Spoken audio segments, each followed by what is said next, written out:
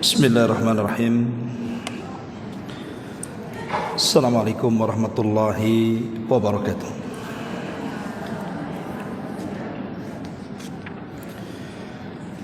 Alhamdulillah wassalatu wassalamu ala Rasulillah wa ala alihi wa sahbihi wa mawalah wa la hawla wa la quwata illa billahi wa ba'du. Ma'asyiral muslimat, ibu-ibu yang dirahmati Allah Subhanahu wa taala, alhamdulillah di pagi ini kembali kita bisa berkumpul di Masjid Sukajadi dan kita akan melanjutkan kajian kita masih membahas kitab 175 Jalan Menuju Sorga, dan kita masuk pada halaman 91 pada poin ke-42, keutamaan membaca Al-Quran Al-Karim dan mentadaburinya. Baik, kita akan baca beberapa dalil yang disebutkan oleh pengarang. Dalil pertama, Rasulullah sallallahu alaihi wasallam bersabda, "Iqra'ul Qur'ana fa innahu ya'ti yaumal qiyamati syafi'an li ashabi." Bacalah oleh kalian Al-Quran, karena sesungguhnya dia akan datang pada hari kiamat sebagai pemberi syafaat bagi para pemiliknya. Kemudian Rasulullah SAW juga bersabda, yuqalu li sahibil Quran, iqra wartaq warattil kama kunta turattil fid dunya, fa inna manzilataka inda akhiri ayatin taqra'u biha.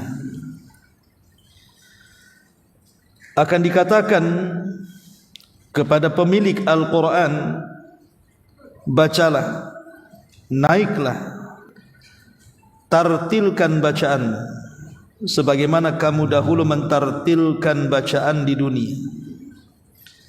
Sesungguhnya kedudukanmu di sorga berada pada akhir ayat yang kau baca. Kemudian Nabi SAW juga bersabda, yaji'ul Qur'anu yawmal qiyamah fayaqulu ya Rabbi hallihi fayulbasu tajal karamati, thumma yaqulu ya Rabbi zidhu fayulbasu hullatal karamati, thumma yaqulu ya Rabbi irda anhu fayarda anhu, fayuqalu lahu iqra warqa wa tuzadu bikulli ayatin hasanatan. Al-Quran akan datang pada hari kiamat dan dia akan berkata, ya Rabb, hiasilah dia si penghafal Quran itu. Maka dia pun dipakaikan mahkota di kepalanya, mahkota kemuliaan. Lalu Al-Quran berkata, ya Rabb, tambahkan lagi dia. Maka dia pun dipakaikan jubah kemuliaan. Lalu Al-Quran berkata lagi, wahai Rabb, ridhai dia. Maka Allah pun meridhainya. Kemudian dikatakan kepada para penghafal Quran itu, baca, naik, dan dengan masing-masing satu ayat kamu akan ditambah satu pahala. Dan juga Rasul mengatakan, man qara'a harfa min kitabillah falahu bihi hasanatun wal hasanatu bi asyri amsalihha, la aqulu alif lam mim harfun walakin alifun harfun wal lamun harfun wa mimun harfun. Barang siapa yang membaca satu huruf dari Al-Quran, maka baginya satu pahala kebaikan. Kemudian kebaikan itu dilipat gandakan menjadi 10 kebaikan.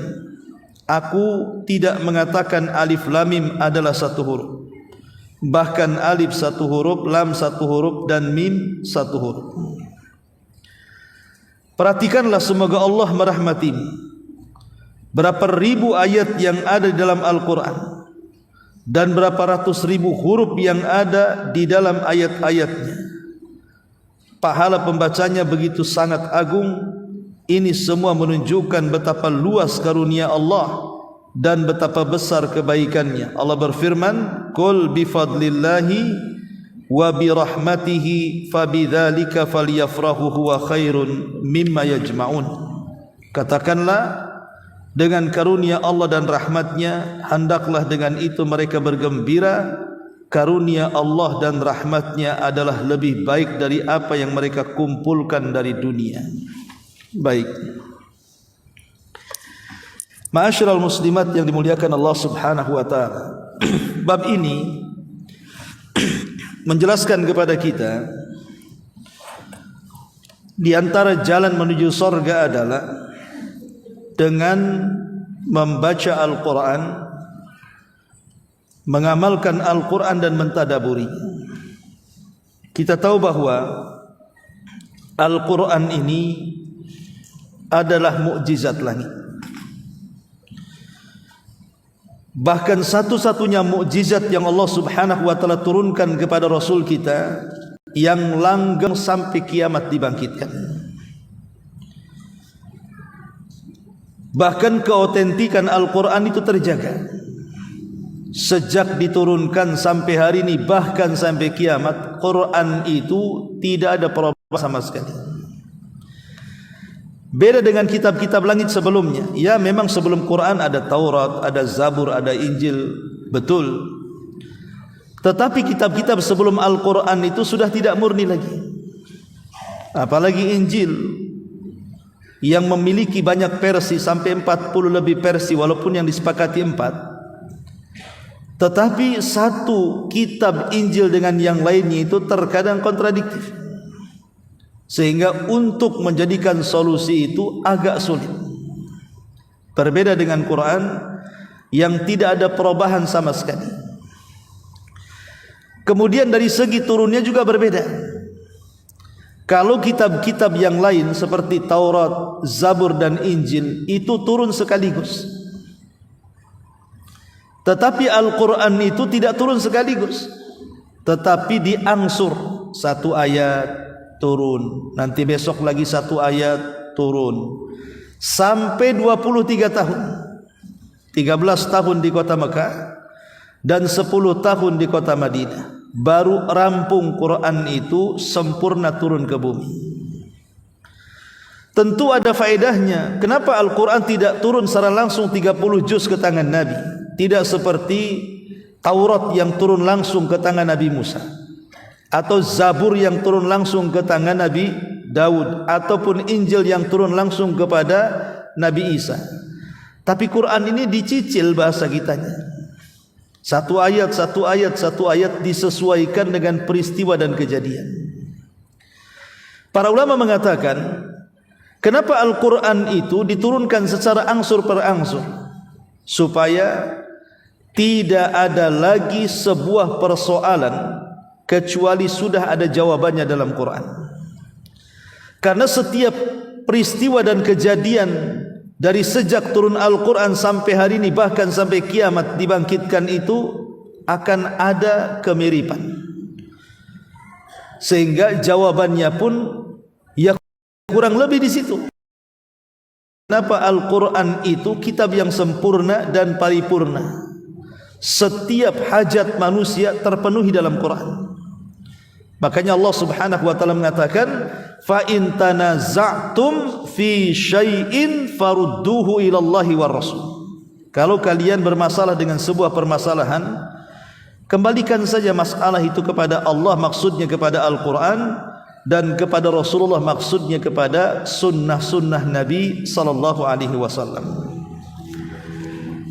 Lah, Al-Quran yang agung itu di sini dijelaskan ada beberapa keistimewaan.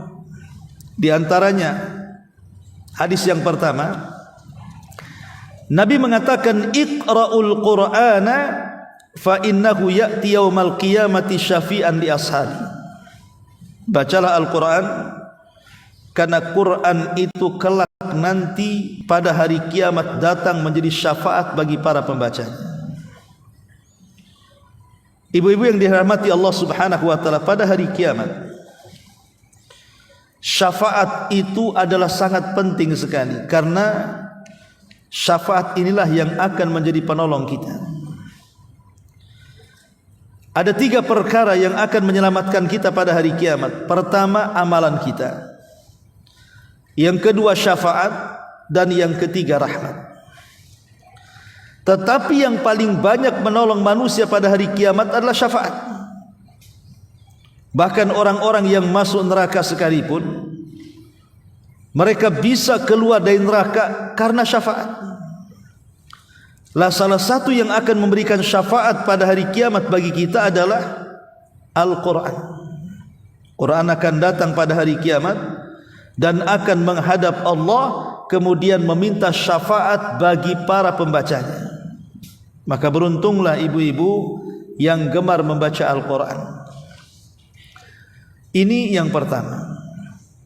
Kemudian yang kedua, Nabi SAW mengatakan di sini, yuqalu li sahibil Quran, akan dikatakan kepada para pemilik Quran, maksudnya para penggemar Quran, para pembaca Quran, para penghafal Quran, para pencinta Quran, iqra wartaki warattil, baca, naik dan tartilkan. Maksudnya apa? Jadi nanti kalau Allah Subhanahu wa taala takdirkan di antara kita masuk ke dalam surga, dan semasa di dunia kita ini gemar membaca Quran, menghafal, mencintai, nanti ketika kita masuk ke dalam surga, penduduk surga yang ketika di dunia mereka sangat menggemari Quran akan dipanggil oleh Allah Subhanahu wa taala, kemudian akan disuruh membaca Quran. Dari sini kita tahu bahwa bacaan Quran itu bukan di dunia saja. Di sorga pun bacaan Quran itu akan dilantunkan. Untuk apa? Bukankah sudah tidak ada lagi amalan di sorga? Yang ada hanya balasan saja. Amalan itu kan di dunia. Kenapa di sorga suruh baca Quran lagi? Maksudnya adalah kita disuruh membaca Quran itu bukan untuk beramal, karena di akhirat tidak ada amalan. Di akhirat itu hanya balasan. Jadi maksudnya membaca Quran di sorga itu untuk menentukan tingkatan. Makanya di sini Nabi mengatakan, Allah Subhanahu wa taala berfirman kepada para penghafal Quran di sorga, iqra, baca Quran, wartaki, dan naik. Disuruh naik, disuruh terbang. Terbang dengan apa? Penduduk sorga itu Allah akan berikan sayap di punggungnya, semacam rop-rop sayap gitu ya. Kemudian sambil terbang, maka dia terus membaca Quran. Makanya di sini Allah mengatakan iqra, baca, wartak, naiklah tinggi-tinggi sana, warattil, tetapi ingat, tartilkan bacaanmu, tidak usah tergesa-gesa. Fa inna manzilataka inda akhiri ayatin taqra'u biha, karena nanti derajatmu di sorga itu akan terhentikan sesuai dengan ayat akhir yang kau baca di dunia. Dari sini kata ulama istimbatnya, pertama, sebagaimana Syekhul Islam Ibnu Taimiyah mengatakan bahwa jumlah tingkatan di sorga itu sesuai dengan jumlah ayat dalam Quran. Ingat, tingkatan di sorga itu disesuaikan dengan jumlah ayat dalam Quran berdasarkan hadis ini. Dari satu tingkatan ke tingkatan kedua itu jaraknya antara langit dan bumi. Dari tingkatan ke kedua ke ketiga itu sama juga jaraknya antara langit dan bumi. Sementara sorga itu memiliki tingkatan sejumlah ayat dalam Quran. Berapa jumlah ayat dalam Quran? 6.500 kurang lebih. 6.500 kurang lebih, sekitar itu. Bayangkan satu tingkatan ke tingkatan berikutnya jaraknya langit dan bumi, sementara tingkatan di sorga itu 6.500 kurang lebih itu tingkatannya itu. Lah jadi orang-orang yang naik ke langit itu memilih tingkatan di sorga itu dengan disesuaikan dengan bacaan Quran itu. Sampai mana kita membaca Quran di dunia? Semakin banyak orang membaca Quran di dunia, berarti semakin tinggi tingkatannya. Semakin malas membaca Quran di dunia, berarti kalaupun dia masuk ke dalam sorga, maka tingkatannya akan direndahkan. Inilah fungsinya bacaan Quran itu, meningkatkan derajat kita di sorga. Ini yang kedua. Yang ketiga, Nabi SAW mengatakan di situ, yaji'ul Qur'anu yaumal qiyamah. Al-Quran akan datang pada hari kiamat. Fayaqulu ya Rabbi. Maka Al-Quran akan berkata di hadapan Allah Subhanahu wa taala, ya Rabb, hallihi fayulbasu tajal karamati. Ya Rabb, hiasilah orang ini, maksudnya orang yang gemar membaca Quran, menghafal Quran, mencintai Quran, berikan mahkota kemuliaan di kepalanya. Maka datanglah mahkota itu, kemudian akan diletakkan di kepalanya. Kemudian Al-Quran ini meminta lagi, zidhu ya Rabb, kalau bisa tambahkan ya Rabb hadiahnya. Fayulbasu hullatal karamah. Maka selain daripada piala di kepalanya, maka akan didatangkan kepadanya hullatal karamah, pakaian sutra yang merupakan pakaian kemuliaan, pakaian penduduk sorga. Cukup sampai di sini? Tidak. Quran minta lagi hadiah kepada Allah dan mengatakan, ya Rabb, irdha anhu. Ya Rabb, ridhoi dia, beri keridhaanmu kepada dia. Kemudian fayardha anhu, maka Allah pun memberikan keridhaannya. Dan inilah nikmat Allah yang paling besar. Ketika kita mendapatkan redha Allah Subhanahu wa taala dan kita tidak akan dimurkai Allah selamanya, maka selama itu kita akan mendapatkan kekekalan dalam nikmat. Nabi Adam, ayah kita semuanya, dan juga ibunda kita Hawa, pernah Allah masukkan ke dalam sorga. Artinya pernah merasakan hidup di sorga dan kenikmatan yang tiada tara. Tapi satu hari Nabi Adam dan Hawa ini membuat Allah murka sehingga redhonya dicabut. Apa yang terjadi? Dikeluarkan dari sorga. Dari sini kita tahu kenapa redho Allah itu sangat penting. Sebab kalau Allah sampai murka, sekelas Nabi Adam saja bisa ditendang dari sorga. Ketika kita mendapatkan keredhoan Allah Azza wa Jalla, ketika Allah berikan kita sorga, maka selamanya kita tidak mungkin dikeluarkan dari sorga. Itulah kemudian kenapa Al-Quran meminta kepada Allah hadiah yang paling besar, ya Allah, berikan keridhaanmu kepada dia. Maka Allah pun meridainya. Fayuqalu, maka Allah katakan, lahu iqra' warqa wa tuzadu bi kulli ayatin hasanah. Kemudian Allah mengatakan kepada penduduk sorga, bacalah Quran, naiklah cari tingkatanmu sana, dan masing-masing satu ayat yang kamu baca ditambahkan satu pahala kepadamu. Lihat, ini juga salah satu daripada keistimewaan para pembaca Quran. Kemudian hadis yang keempat, man qara'a harfa min kitabillah, siapa yang membaca satu huruf dalam Al-Quran. Ibu baca Al-Fatihah sampai selesai, itu sudah berapa huruf tuh Al-Fatihah itu? Padahal Al-Fatihah saja ditambah 3 kul umpamanya kan, dah banyak tuh hurufnya tuh. Kata Nabi SAW, siapa yang membaca satu huruf saja dalam Quran, falahu bihi hasanatun, maka dia akan mendapatkan kebaikan, wal hasanatu bi asyri amsalihah, dan satu kebaikan akan dilipat gandakan menjadi 10 kali lipat kebaikan. Satu huruf 10 pahala, 10 huruf berarti 100 pahala, 100 huruf berarti 1000 pahala, dan begitu seterusnya lipatannya. Kemudian Rasul mengatakan, la aqulu alif lam mim harfun, bukan berarti huruf itu 3 huruf. Alif lam mim itu bukan satu huruf. Alif lam mim itu 3 huruf kata Rasul. Alif 1 huruf, lam 1 huruf, mim 1 huruf. Berarti alif lam mim kalau kita membaca 30 pahala yang kita akan dapati. Itu baru alif lam mimnya saja. Macam mana kemudian Al-Baqarahnya kita baca sampai habis? Kita bisa bayangkan setiap satu huruf 10 kebaikan. Apalagi orang yang menghafal Quran dan tidak hafal-hafal, Bu. Ya. Ibu ngapal surah Ad-Duha 100 kali diulang, enggak hafal-hafal. Itu sudah berapa huruf ibu baca tuh? Coba bayangkan ya. Jadi kalau ibu menghafal Quran enggak hafal-hafal enggak masalah.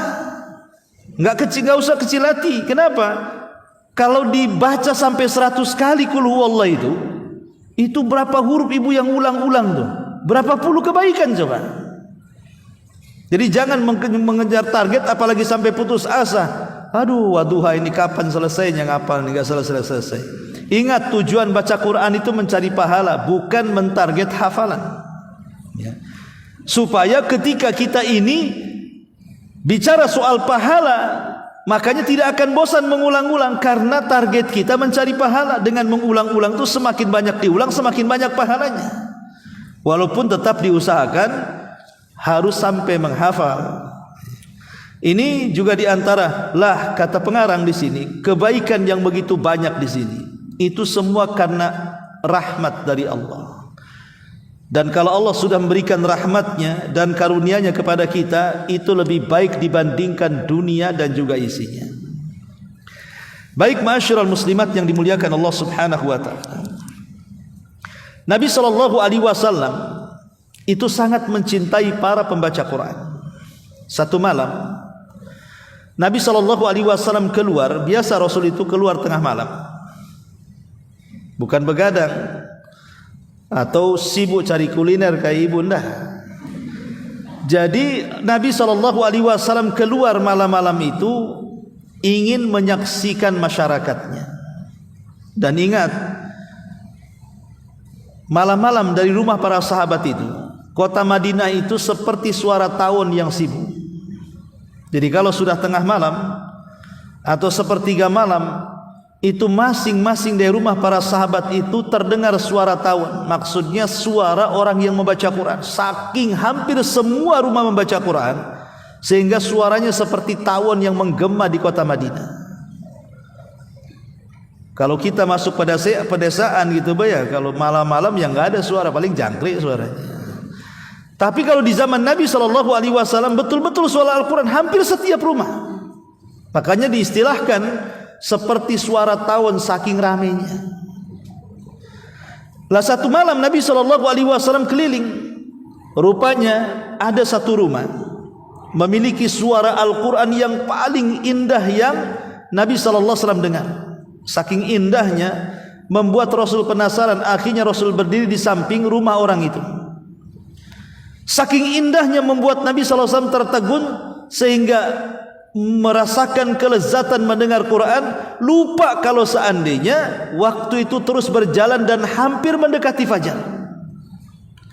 Setelah Rasul sadar mendekati fajar, maka Rasul SAW pun pulang karena dia harus jadi imam subuh di Masjid Nabawi.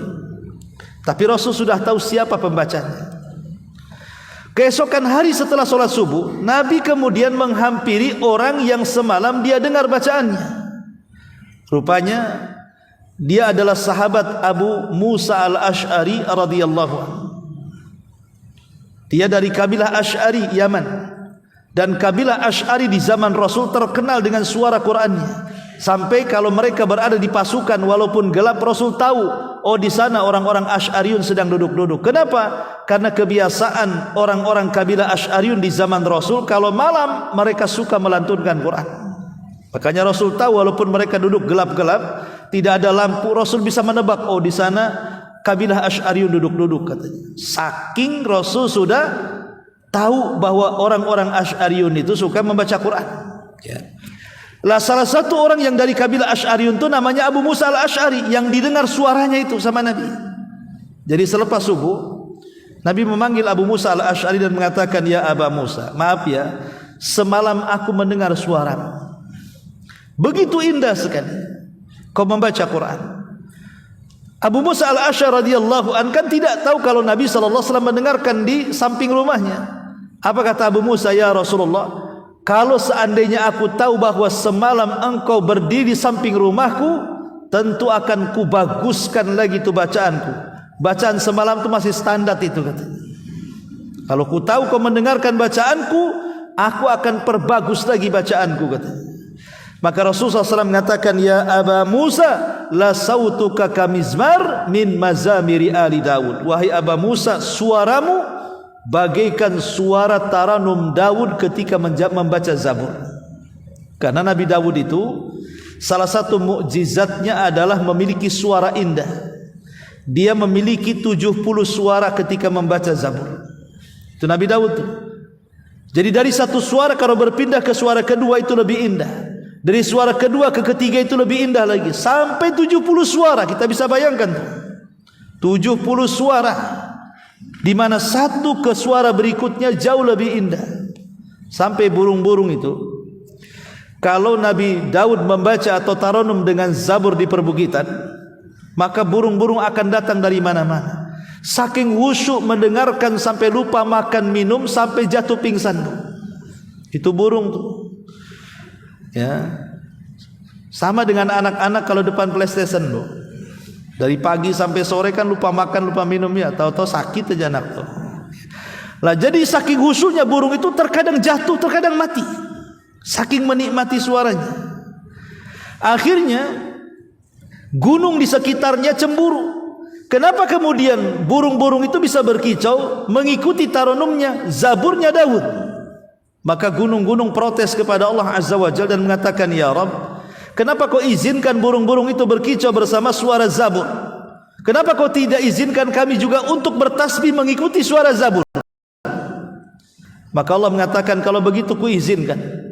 Maka gunung-gunung senang, akhirnya kemudian ikut bertasbih. Suara gunung beda dengan suara burung, bu, meledak-ledakan, dardur kan itu ya. Jadi Nabi Daud protes lah. Kenapa kemudian jadi rame? Udah suara burung bikin bising, sekarang suara gunung pula makin bising. Macam mana suaraku aku akan kau dengar ya Rabb? Kalau bertasbih semuanya, ya gunung yang paling keras lah.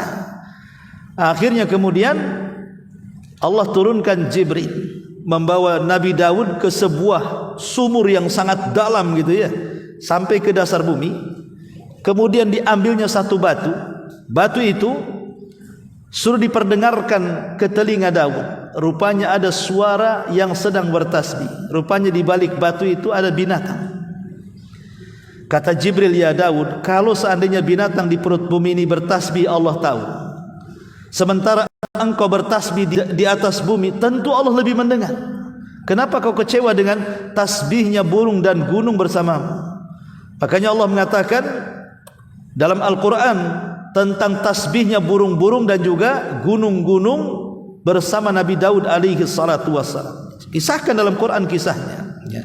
Tapi dari sini kita tahu bahwa Nabi memuji siapa? Abi Musa al-Ash'ari karena suaranya indah, di mana suaranya disamakan dengan suara Nabi Daud alaihi salatu wassalam. Ini satu kisah menarik. Kisah yang kedua, satu hari Nabi ini baru pulang dari safar. Dia, Umar dan Abu Bakar. Kebiasaan Nabi SAW kalau pulang safar tidak langsung ke rumahnya, tetapi melaksanakan solat 2 rakaat di Masjid Nabawi.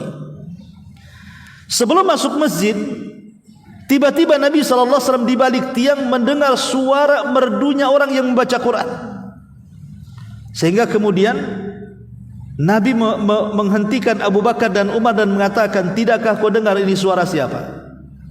Kemudian 3 orang ini mendengar suara yang begitu indah di balik tembok sampai selesai membaca Quran. Rupanya suara itu keluar daripada seorang sahabat namanya Abdullah ibnu Ummi Abdullah ibn Mas'ud, kunyahnya ibnu Ummi Abdin.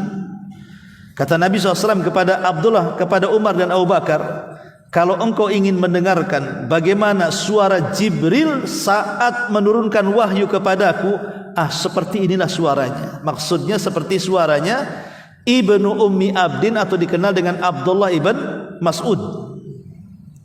Subhanallah. Bagaimana Abdullah ibn Mas'ud sejajarkan suaranya dengan Jibril tatkala menurunkan wahyu Allah kepada Rasulullah. Saking bahagianya. Jadi Umar bin Khattab radhiyallahu an pagi-pagi buta datang ke rumah Ibnu Mas'ud, ingin menghabar gembirakan bahwa suaranya disejajarkan oleh Rasul dengan suara Jibril. Jadi pagi-pagi buta Umar datang dan mengatakan, selamat wahai Ibnu Mas'ud, Nabi kita Muhammad sallallahu alaihi wasallam mensejajarkan suaramu dengan suara Jibril. Tapi Abdullah bin Mas'ud seolah-olah bahagianya ya biasa-biasa saja. Kemudian mengatakan, ya, kata Umar, kenapa ekspresimu biasa saja? Kata Abdullah bin Mas'ud, iya, karena sebelum kau datang Abu Bakar sudah datang memberitahu. Kata Umar bin Khattab, demi Allah, aku tidak pernah mampu menandingi Abu Bakar soal kebaikan. Dikiranya Umar sudah duluan, rupanya Abu Bakar lebih dulu memberitahu. Begitulah para sahabat, kalau ada saudaranya diberikan nikmat oleh Allah Azza wa Jal, maka mereka ikut senang dan ikut menyampaikan selamat. Kalau kita kan tidak, kalau ada tetangga senang, sedih kita. Kenapa dia yang senang, kita yang tidak? Ya. Kok dia bisa bangun rumah, kenapa saya tidak? Kok suaminya bisa belikan kendaraan, suami saya kok nggak bisa? Bukannya ngucapin selamat, malah sedih di atas kebahagiaan orang. Kalau tetangganya kecelakaan, kita yang baru ketawa, alhamdulillah katanya. Nah ini kadang-kadang hasil kepada orang. Tapi syahidnya di sini, bagaimana Nabi SAW sangat mencintai para pembaca Quran. Dan kalau Rasul mengagumi para pembaca Quran, Rasul akan memuji habis itu. Menunjukkan apa? Quran itu memiliki daya tarik sampai kepada musuh-musuh Nabi SAW. Sekelas Abu Jahal, sekelas Abi Sufyan, sekelas Umayyah, itu kan tokoh-tokoh Quraisy, tokoh-tokoh orang-orang musyrik Quraisy. Mereka kalau di malam hari itu mencari-cari keberadaan Nabi SAW. Entah bagaimana caranya mereka menemui Nabi SAW dan mengintip Rasul sedang sholat malam. Dan itu setiap malam. Mereka selalu datang menemui Rasul, mengendap-endap, kemudian Rasul membaca Quran di sholat malam, dan mereka mendengarkan dan mereka merasa lezat dengan bacaannya. Jadi selama itu Rasul membaca Quran di sholat malam, selama itu pula Abu Jahal itu mendengarkan di semak-semak, tidak ada yang tahu. Kalau Nabi SAW selesai pulang, dia pun pulang. Sampai satu hari Nabi SAW tidak hadir di tempat yang biasa beliau sholat. Kecewa Abu Jahal. Akhirnya karena kecewa dia pulang. Pas pulang berpapasan dengan tokoh yang lainnya, Abi Sufyan. Kemudian berpapasan dengan Umayyah, berpapasan dengan tokoh-tokoh yang lainnya. Rupanya mereka sembunyi sendiri-sendiri, hanya ingin mendengarkan Rasul melantunkan Quran. Ketika Rasul tidak hadir, mereka kecewa pulang, berpapasan di tengah jalan. Kata Abu Jahal, kau ada di sini Abi Sufyan? Kata Abu Sufyan, kenapa kau juga ada di sini? Katanya, kalau begitu besok jangan datang lagi. Sebab kalau orang-orang Quraisy tahu, kemanakan muka kita, katanya. Tetapi Quran itu seperti besi berani, Bu. Besoknya datang lagi orang-orang ini, nggak ada koordinasi. Ketika Rasul tidak ada, pulang ketemu lagi. Sampai kapan seperti ini coba? Musuh-musuh Allah itu di malam hari mereka mencintai Al-Quran, di siang hari mereka memerangi Al-Quran. Ya begitulah memang daya tarik Al-Quran luar biasa di zaman Nabi SAW. Sampai ada seorang kaya raya di zaman itu, namanya Al-Walid ibn Mughirah. Al-Walid ibn Mughirah itu kelasnya bukan Abu Jahal lagi, itu di atasnya Abu Jahal. Karena saking kaya raya di zaman itu kan diukur kekayaan dengan luasnya tanah dan banyaknya kebun kurma. Kalau luas tanahnya, banyak kebun kurmanya, kaya raya lah dia. Lah Al-Walid ibn Mughirah itu orang yang paling kaya di zaman itu. Dia ayahanda daripada Khalid ibn Walid. Ya. Walaupun bapaknya kafir, anaknya masuk Islam gitu ya. Tapi Al-Walid ibn Mughirah ini satu hari dia mendengar lantunan Al-Quran dari mulut Abu Bakar. Tertarik dia. Karena bagaimanapun Al-Walid ini bukan hanya orang kaya cerdas, dan dia seorang penyair, masalahnya seorang pujangga. Tapi ketika mendengar Al-Quran yang dibacakan Abu Bakar, dia merasa kecil hati, ciut, karena tidak sebanding syair dengan Quran. Sehingga dia tertarik, wahai Abu Bakar, kau belajar dari mana tuh? Syair macam apa itu, tingkat tinggi seperti itu? Kata Abu Bakar Siddiq radhiyallahu an, kalau engkau ingin belajar, aku akan temukan engkau dengan pakarnya. Maksudnya Nabi SAW. Dibawanya Al-Walid oleh Abu Bakar menghadap Nabi. Setelah berhadapan dengan Nabi, Nabi SAW membacakan banyak ayat-ayat dalam Al-Quran. Lama-lama masuklah Al-Quran ke dada Al-Walid ibn Mughirah ini. Kemudian dipuji habis Quran itu, luar biasa bahasanya. Ketika sudah pulang, dia menceritakan kepada orang-orang Quraisy bagaimana Muhammad itu memiliki bahasa yang indah, yang luar biasa. Dipuji habis Quran itu. Kedengaran Abu Jahal dan mengatakan, celaka nih, kalau si Walid sampai masuk Islam, bahaya kita. Dengan kekayaannya mungkin satu Quraisy bisa masuk Islam. Bagaimana kalau kita jebak saja dia, katanya. Ketika itu Abu Jahal mengundang Al-Walid untuk hadir di pertemuan orang-orang Quraisy. Kemudian sengaja menjebak dan mempertanyakan, ya Walid, bagaimana pendapatmu tentang Muhammad? Dan konon dia memiliki Al-Quran. Bagaimana tentang Al-Quran menurutmu? Di sini Al-Walid ibn Mughirah bimbang dia.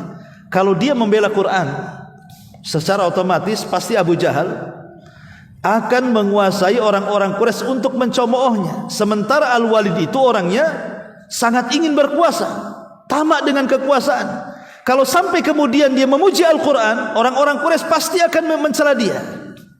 Akhirnya dia berpikir, yang tadinya mau memuji Al-Quran karena takut kehilangan jabatannya, kemudian dia pun berpikir kembali menjelek-jelekan Quran. Dan ketika Abu Jahal mengatakan, ya Walid, bagaimana tentang Al-Quran? Maka Al-Walid mengatakan, in huwa illa qaulun bashar, in huwa illa qaulun yu'thar, in huwa illa qaulun bashar. Oh, tentang Quran, Quran itu ucapan manusia, itu karyanya si Muhammad. Atau Al-Quran itu adalah syair-syair impor dari luar, katanya. Mungkin Muhammad itu punya guru orang asing, kemudian diajarkan, itu syair impor, katanya. Bayangkan, Al-Walid ngomong itu syair impor, padahal dia sudah meyakini itu Quran wahyu, hanya karena takut jabatannya kecopot. Dari situlah Allah Subhanahu wa taala turunkan ayat khusus untuk Al-Walid ibn Mughirah, surah Al-Mudaththir. Dari mulai ayat darni wa man khalaqtu wahida wa ja'altuhu malam mamduda sampai kepada ayat sauslihi saqar. Kami akan masukkan si Walid ke neraka Saqar. Kenapa? Karena dia sudah tahu Quran itu kebenaran, malah diingkari. Ya. Jadi turun ayat kepada Al-Walid, naudzubillah. Ya. Ma'asyiral muslimat yang dimuliakan Allah Azza wa Jalla, intinya bahwa Al-Quran itu wahyu dari Allah. Maka mumpung ada kesempatan, saya kira di rumah-rumah kita pasti ada mushaf. Tidak ada yang tidak punya mushaf. Kalau dia seorang muslim pasti dia punya mushaf. Jangan sampai kemudian mushaf yang ada di rumah itu bukan menjadi hujah kita, justru dia menghujah kita. Kenapa? Karena kita tidak pernah membacanya, kita tidak pernah memegangnya, kita tidak pernah menghafalnya, kita tidak pernah memahaminya, mengamalkannya, dan begitu seterusnya. Nanti Quran akan datang menghadap Allah, kemudian mengadu, ya Allah, saya hanya dipajang di etalase saja. Nih, orang-orang yang tidak membaca Quran akan diberikan pertanggungjawaban di hadapan Allah Subhanahu wa taala. Dan alhamdulillah sekarang ini kan ada aplikasi Quran di handphone kan. Ya. Sehingga larangan wanita membaca Quran saat haid ataupun junub itu tidak berlaku. Menurut fatwa ulama kontemporer, dibolehkan wanita-wanita haid dan junub membaca Quran dari handphone, tetapi dilarang membaca Quran dari mushaf. Kalau dari mushaf, namanya mushaf Quran, enggak boleh, dilarang, haram hukumnya. Ya. Tetapi kalau dari handphone boleh. Kenapa? Karena handphone bukan mushaf. Kalau mushaf ya mushaf, kalau handphone ya handphone. Dia hanya sekedar aplikasi. Makanya para ulama kontemporer mengatakan sepakat boleh orang haid membaca Quran tapi dari aplikasi, bukan dari mushaf. Dan ini satu rahmat yang Allah anugerahkan kepada kita, sehingga para wanita yang haid masih bisa membaca Quran dari handphone-handphonenya, karena handphone bukan mushaf. Sementara larangan itu memegang mushaf. Ya. Wallahu alam, ini diantara keterangan dari poin ke-42. Baik, sampai di sini Bu. Saya kira cukup. Silakan sebelum saya mau undur diri, kalau ada yang bertanya silakan. Iya, silakan Waalaikumsalam.